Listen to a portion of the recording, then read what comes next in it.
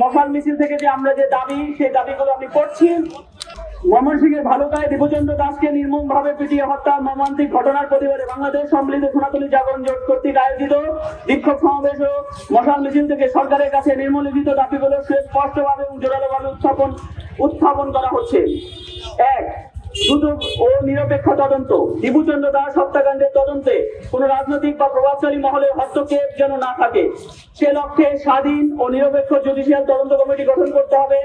দোষীদের বিরুদ্ধে দ্রুত বিচার ট্রাইব্যুনাল গঠন করে 90 দিনের মধ্যে বিচার কাজ শেষ করে হত্যাকারীদের সর্বোচ্চ দৃষ্টান্তমূলক শাস্তি নিশ্চিত করতে হবে। 2. দোষীদের গ্রেপ্তার ও দৃষ্টান্তমূলক শাস্তি। ঘটনার সঙ্গে জড়িত সকল অভিযুক্তকে অবিলম্বে গ্রেপ্তার করতে হবে। কোম্পানির মালিক ও উক্ত কারখানায় পরিচালনা পর্ষদের নামে মামলা পরিচালনা পর্ষদের সাথে যারা যুক্ত আছেন তাদেরও মামলায় অন্তর্ভুক্ত করতে হবে এবং তাদেরকে বিচারের আওতায় আনতে হবে। 3. মিথ্যা মামলা ও হয়রানি বন্ধে উদ্যোগ গ্রহণ। 3 মিথ্যা ধর্ম অবমাননা বা অন্য অভিযোগে হয়রানি বন্ধে কঠোর ব্যবস্থা নিতে হবে। ঘটনা নিরপেক্ষ তদন্ত ছাড়া কাউকে গ্রেপ্তার না করার সরকারি নির্দেশনা জারি করতে হবে।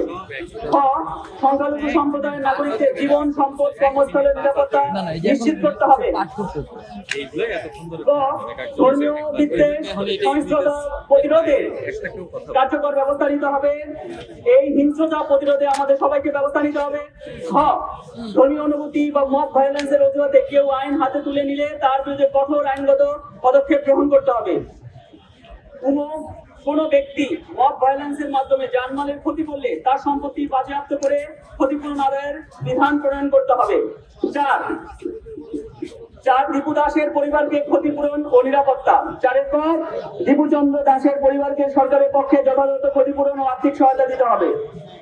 4 উক্ত কারখানায় মালিক কর্তৃপক্ষ কর্তৃক দীপুচন্দ্র দাসের পরিবারকে ন্যূনতম 2 কোটি টাকা ক্ষতিপূরণ প্রদান করতে হবে। দীপুচন্দ্র দাসের পরিবারের সদস্যদের সরকারি চাকরির ব্যবস্থা করতে হবে। পরিবারের সদস্যদের নিরাপত্তা নিশ্চিত করতে হবে। আমাদের 5 নম্বরে এই দাবি নাও 5 নম্বরে আছে প্রশাসনিক জবাবদিহিতা, অর্থাৎ ঘটনার আগে ও পরে দায়িত্ব পালনে ব্যর্থ পুলিশ ও প্রশাসনের ভূমিকা তদন্ত করতে হবে। এই 5 গাফিলতির প্রমাণ মিললে সংশ্লিষ্ট কর্মকর্তাদের বিরুদ্ধে ব্যবস্থা নিতে হবে। এবং 6 আমরা দেখেছি বাংলাদেশ সম্মিলিত সনাতনী জাগরণ জোটের মুখপাত্র শ্রী চিন্ময় কৃষ্ণ দাস ব্রহ্মচারী সহ সকল নিরপরাধ সনাতনী কারাবন্দীদের অবিলম্বে কারাগার থেকে মুক্তি দিতে হবে।